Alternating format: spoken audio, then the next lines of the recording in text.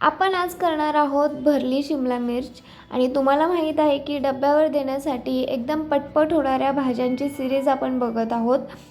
तर शिमला मिर्च आपल्याला करायची आहे भरलेली, म्हणून मी कांदा बारीक कट करून घेतलेला आहे, टोमॅटो थोडंसं घेतलं आहे ते सुद्धा बारीक कट केलेलं आहे, कोथिंबीर घेतलेली आहे आणि शेंगदाण्याचा कूट घेतलेला आहे. त्याच्यामध्ये मसाले टाकायचे आहेत, कांदा लसूण मसाला, हळद, धणे पावडर, थोडीशी जिरे टाकलेली आहे, चवीनुसार मीठ टाकलेलं आहे. सगळं मिक्स करून घ्यायचं आणि शिमला मिर्च कट करून घ्यायची. मधून असे 4 भाग करायचे, बिया काढायच्या, स्वच्छ धुवून घ्यायचे आणि त्याच्यामध्ये मसाला हा भरून घ्यायचा.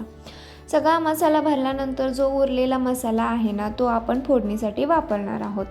तेलामध्ये जिरं टाकायचं, थोडंसं हिंग टाकायचं. मी प्रत्येक भाजीला हिंग वापरते. हिंग हे पचनासाठी चांगलं आहे, त्याच्यामुळं प्रत्येक भाजीला आणि शिवाय टेस्टसुद्धा चांगली येते.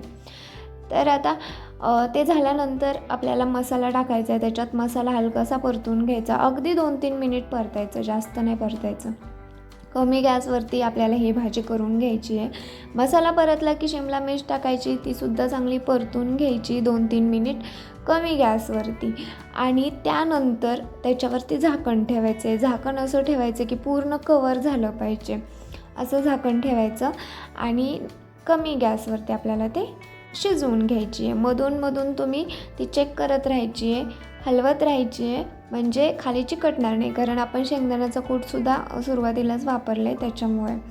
तर सगळं मिक्स करून घेतल्यानंतर परत मी झाकण ठेवलेलं आणि अगदीच 5-7 मिनटामध्येच ती छान अशी वाफवते, बघू शकता. तर मस्त झाली आहे आणि चांगली शिजली आहे पण.